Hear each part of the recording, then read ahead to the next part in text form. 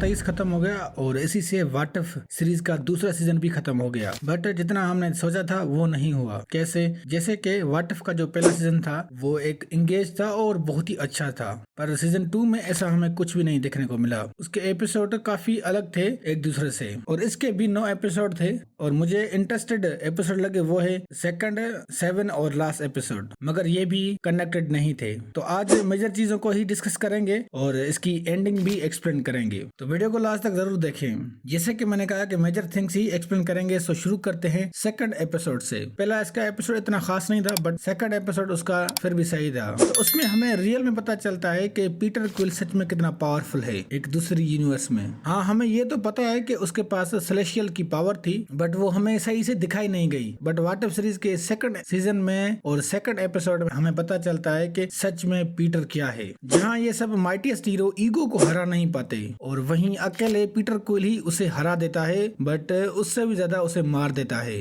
अब इतना तो आप लोगों को पता होगा कि एक सेलेस्टियल को खत्म करना और उसको मारना कितना बड़ा मुश्किल है। तो आगे बढ़ते हैं। तो 6 एपिसोड में हम देखते हैं सर्टर को जो डिस्ट्रॉय कर देता है एसगार्ड को। फिर द टेसरेक्ट वहां से अर्थ पर एक कोलंबियन अमेरिकन लोगों के गांव में गिरता है और वो टाइम होता है 15th सेंचुरी। तो काहुरी नाम की लड़की वहां के एक कबीले से होती है, उसको पावर्स मिलती हैं टेसरेक्ट से और वो बहुत ही पावरफुल हो जाती है। इतनी पावरफुल के काहुरी के अपने जो एंसेस्टर्स थे उनको भी टेसरेक्ट से पावर मिलती है, बट इतनी नहीं जितनी काहुरी को मिलती है। यहाँ तक के डॉक्टर स्ट्रेंज भी उसे ढूंढता है और ये मैं इविल डॉक्टर स्ट्रेंज की बात कर रहा हूँ, जिसको स्ट्रेंज सुप्रीम कहा जाता है। अब वो उसको क्यों ढूंढ रहा था मैं आगे वीडियो में बताऊंगा। वैसे ये एक नया कैरेक्टर है जो हमें सिर्फ और सिर्फ व्हाट इफ सीरीज में ही दिखा है। फिर हमें काफी इंपॉर्टेंट चीजें पता चलती हैं एपिसोड 7 में कि हेला को भी ओडिन ने ही पावर दी थी जैसे कि थोर को दी थी। दूसरा के 10 रिंग्स इतनी पावरफुल हैं कि वो गॉड लाइक बीइंग्स को भी खत्म कर सकती हैं और ये बात जब ओडिन को पता चलती है तो वो उसको लेने आ जाता है। दूसरा के हमें मोस्ट पावरफुल वेपन गेंगनियर, जिसका मतलब है द स्पीयर ऑफ हेवन, उसकी एक्चुअल पावर क्या है वो भी पता चलती है। जैसे गेंगनियर सच में एमसीयू का one of the most powerful weapon है और मार्वल कॉमिक्स का भी पावरफुल वेपन है, और उसके साथ ये भी पता चलता है कि ओडिन कितना पावरफुल है। देन लास्ट एपिसोड में हम देखते हैं स्ट्रेंज सुप्रीम को, जिसको हेल्प चाहिए कैप्टन पेगी कार्टर से। ये वही पेगी कार्टर है जो पहले सीजन में थी। तो यहाँ पर स्ट्रेंज सुप्रीम कार्टर को बताता है कि उसका अब मिशन है यूनिवर्स किलर को पकड़कर कैद करना, और हम देखते भी है कि बहुत सारे यूनिवर्स किलर को वो पकड़कर एक जगह कलेक्ट कर रहा होता है।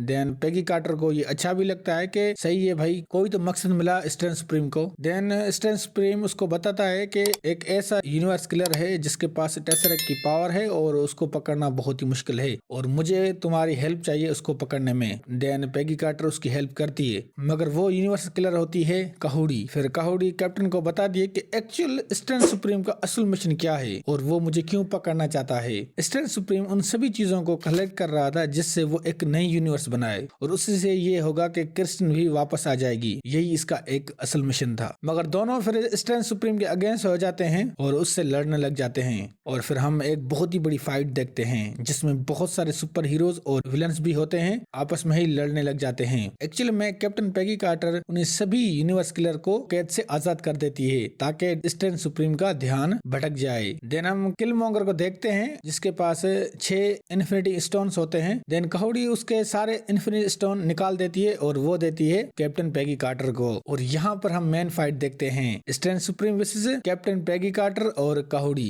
कैप्टन कार्टर के पास 6 इन्फिनिटी स्टोन होते हैं और काहुरी का तो सबको पता है कि वो कितनी पावरफुल होती है, फिर भी स्ट्रेंज सुप्रीम को ये हरा नहीं पाते क्योंकि उसके अंदर जो डोमिनिक वर्जन था वो स्ट्रेंज सुप्रीम पर हावी हो जाता है और वो बहुत ही पावरफुल हो जाता है, एकदम इविल बन जाता है और ये बात उसे पता चल जाती है। तो वो उस फोर्ज में जाके खुद को ही डिस्ट्रॉय कर देता है। फोर्ज एक किस्म की मिशन होती है जहाँ वो सभी चीजों को डालेगा तो वो नई यूनिवर्स बन जाएगी, बट उससे पहले काहुरी सभी यूनिवर्स किलर को उनको अपनी अपनी यूनिवर्स में भेज देती है और फोर्ज एक्सप्लोशन हो जाता है। तो यहाँ वाचर पेगी कार्टर को वहाँ से बचा लेता है और वो यूनिवर्स दिखाता है पेगी कार्टर को जो फोर्ज के डिस्ट्रॉय होने के बाद बन जाती है और उसमें क्रिस्टीन भी होती है, बट उसमें डॉक्टर स्ट्रेंज नहीं होता। देन लास्ट में हम देखते हैं लोकी सीरीज का वो सीन जहाँ लोकी ने सभी टाइमलाइंस को ट्री में कनेक्ट करके कंट्रोल किया था। तो इस सीजन में मुझे यही एक एपिसोड बेस्ट लगा क्योंकि इस एपिसोड में हमें पता चला कि स्ट्रेंज सुप्रीम का नया मिशन क्या था और वो कितना बड़ा था, और यकीन करें वो बहुत ही भयानक और डार्कर था।